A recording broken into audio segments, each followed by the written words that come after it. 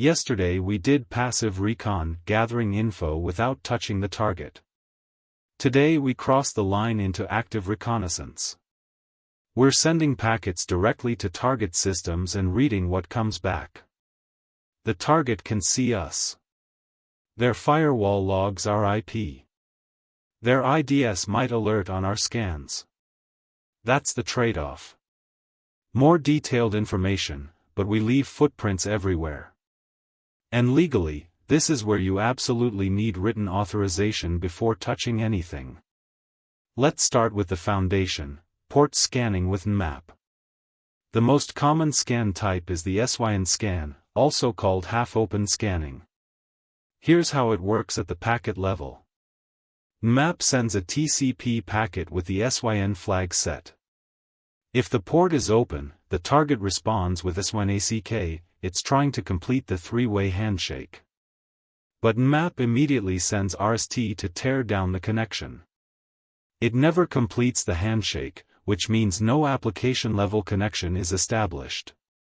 If the port is closed, the target sends RST immediately. And if the port is filtered, you get nothing back, a firewall silently dropped your packet. The command is nmap-ss-p1 through 1000 and then your target IP. The -ss means SYN scan. You need root or admin privileges because it requires raw sockets. If you don't have elevated privileges, use -st for a full TCP connect scan instead. Now, knowing a port is open is just the start. You need to know what's running on it. That's version detection. Run nmap-sv and Nmap will send protocol-specific probes to figure out the exact service and version. This is where things get actionable. Finding port 8080 open, not very useful. Finding Apache Tomcat 9.0.31 on port 8080, now you can search for GhostCat, CV 2020-1938, which is a critical file read and potential RC vulnerability in that version. Nmap figures out versions by matching responses against its service probes database. Some services like SSH announce themselves immediately, connect to port 22 and you'll see something like SSH 2.0 OpenSSH_8.9 P1 Ubuntu. That banner just told you the SSH version and the operating system. Others require Nmap to send specific probes and match response patterns. You can also grab banners manually. Netcat is perfect for this. Run nc-nv, your target, then port 22, and watch the SSH banner appear. For HTTP, use curl-I to grab response headers. Look for the server header, X powered by, XASPNet version. Each one reveals technology choices. An SMTP server on port 25 will announce itself too. I've seen banners that literally include the postfix version and Ubuntu distribution name. Manual banner grabbing teaches you what Nmap is doing under the hood. It's also useful when Nmap can't determine a version, sometimes a quick netcat connection reveals what automated scanning missed. Before you deep scan individual hosts, you need to find what's alive on the network.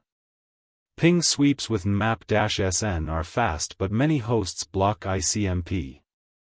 On internal pentests, here's a trick that's incredibly reliable, use arpscan-localnet. ARP requests operate at layer 2, the data link layer. Host firewalls work at layer 3 and above. This means host firewalls physically cannot block ARP requests. Every device on your broadcast domain will respond. I've found dozens of devices on internal pentests that were completely invisible to ping sweeps but responded to ARP. For external targets where ARP doesn't work and ICMP is blocked, try a TCP SYN ping on common ports. The command is nmap-sn-ps2280 for 43 and your target range. This sends SYN packets to those specific ports. If any respond, the host is alive. The Nmap scripting engine takes Nmap from port scanner to vulnerability scanner. It includes over 600 scripts. The -sc flag runs default scripts, which are safe for production. Running Nmap-sc-sv gives you version detection plus script scanning. On an internal pentest, the SMB scripts are pure gold. Nmap-script SMB enum shares, SMB enum users, targeting port 445 will enumerate network shares and user accounts. I've found open file shares with credentials, source code, and database backups this way. For web servers, try HTTP Shellshock against CGI endpoints. It sends a crafted user agent containing a bash function definition. Old CGI setups pass headers to bash, giving you remote code execution. Shellshock is from 2014, but I still find it on legacy systems. Here's my standard workflow. First, host discovery across the network.